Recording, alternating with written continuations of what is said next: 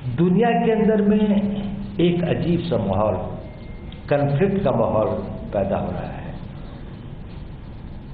अगर हमें उस माहौल का मुकाबला करना है तो सबसे बड़ी ज़रूरत है कि हमें अपने देश के अंदर, अपने घर के अंदर, अपनी चीज़ों के लिए इस चीज़ को कि हम उसे महफूज रखें, हमारी एकता और एकजुटता जो है बरकरार रहे, हम एक सशक्त मुल्क की तरह आगे बढ़ें।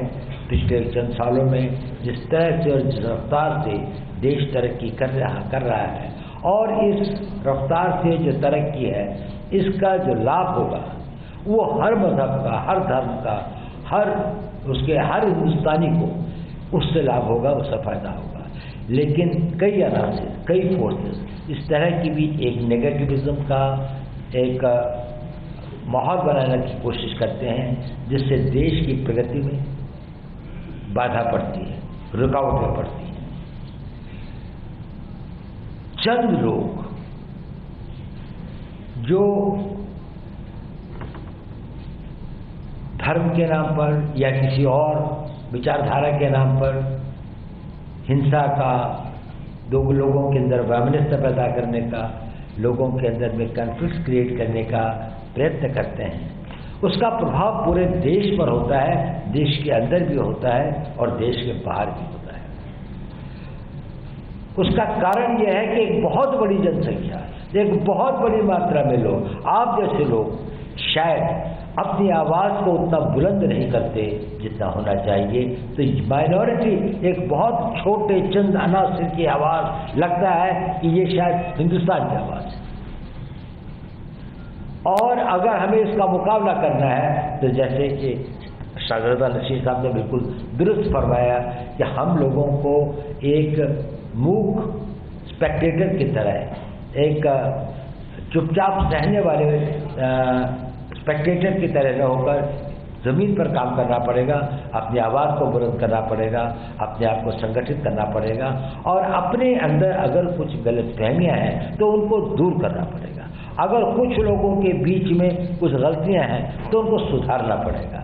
हमें अपने पैगाम को घर घर ले जाना पड़ेगा, हर बच्चे को, हर बुजुर्ग को, हर ख़वातीन को, जो समाज के हर तबके को ये महसूस कराना पड़ेगा कि वो दिल से इस चीज़ को महसूस करे कि हमारा एक मुल्क है, एक मुल्क जिस पे हमें फ़ख्र है, जहाँ पर हर धर्म स्वतंत्रता से अपनी धार्मिक को वो कर सकता है, जहाँ पर विभिन्न धर्म सैकड़ों वर्षों से यहाँ पर उन्होंने वो किया और इस देश की तरक्की, इस देश को आगे बढ़ाने में उन सब का एक बहुत बड़ा किरदार है। देखिए, मेरे एक अजीज दोस्त हैं, उन्होंने मुझे ये वाक़या बताया था कुछ वक्त पहले कि हिंदुस्तान के पॉलिटिकल साइंस में जहाज वर्ड कब शुरू हुआ, कब इस पॉलिटिकल साइंस के अंदर में मुस्लिम्स ने ये वर्ड कब यूज़ किया। तो ऐसा था कि 1915 के लगभग अफगानिस्तान के अंदर में हिंदुस्तान के कुछ उलेमाओं ने, 6 उलेमाओं ने जाकर एक प्रोविजनल सरकार बनाई इस्राइल में और उसकी पूरी गवर्नमेंट बनी। उसका एक प्राइम मिनिस्टर था, होम मिनिस्टर था, डिफेंस मिनिस्टर था और वो सारे उलेमाओं ने मिलकर उसके जो प्रेसिडेंट था वो राजा महेंद्र पाल सिंह को बनाया।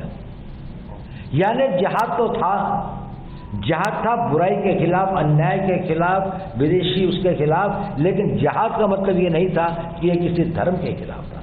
सब धर्म के सभी लोग उन्होंने इस हमारे देश के लिए कुर्बानियाँ दी हैं, जिसके बढ़ाने में ये कोशिश किया है। तो इस प्रकार का एक तहजीब के हम वारिस हैं।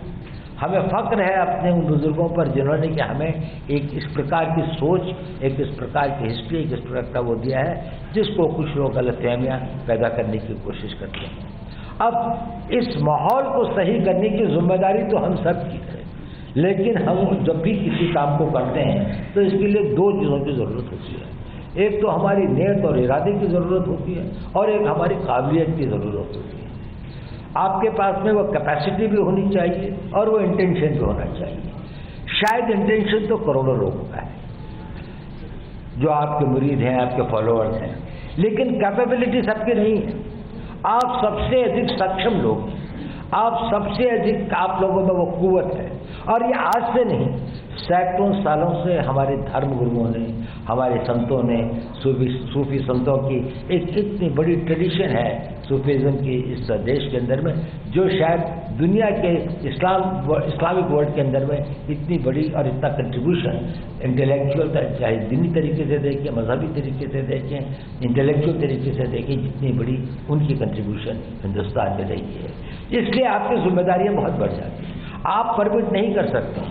कुछ वेस्टेड इंटरेस्ट को, कुछ लोग जिनके निहित स्वार्थ हैं, वो समाज के अंदर में बुराइयां पैदा करें, समाज के अंदर में तोड़फोड़ करें, समाज में एक दूसरे के प्रति लोगों को भड़काएं और देश को कमजोर करें, देश के भविष्य को अंधकार में करें।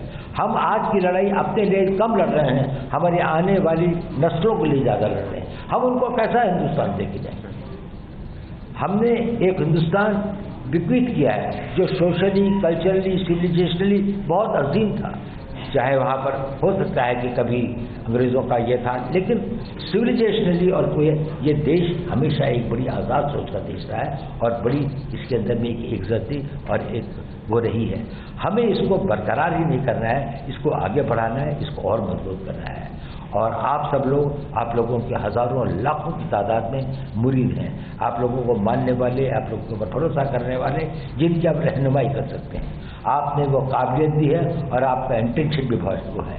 लेकिन मेरे ख्याल से दो चीज़ों के ऊपर मैं बल देना चाहता हूँ। एक तो आप में संगठन शक्ति होनी चाहिए, आप लोगों को मिलकर काम करना चाहिए और इसको मिलने के लिए, इसके इस कॉम्प्रिहेंसिवनेस के लिए आप सभी लोगों को, सभी मुस्लिम्स को और मुस्लिम के साथ साथ बाकी धर्मगुरु, यहाँ पर हिंदू भी हैं, सिख भी हैं, ईसाई भी हैं, हमारे बौद्ध भी हैं, सभी धर्मों के यहाँ पर वो हैं और जो नहीं भी हैं उन तक भी हमको पहुँचना है और उनको भी इसके अंदर में हमें शामिल करना है। ये देश के पुनर्निर्माण की, ये देश के अंदर एक इनकलाब लाने की ज़रूरत है कि जहाँ पर लोगों के अंदर में ये एक जज्बा पैदा किया जाए, वो इमोशन पैदा किया जाए कि हम किसी को भी अपने देश की अखंडता, अपने देश की यूनिटी, अपने देश की एकजहती, इसको कॉम्प्रोमाइज़ नहीं होने देंगे।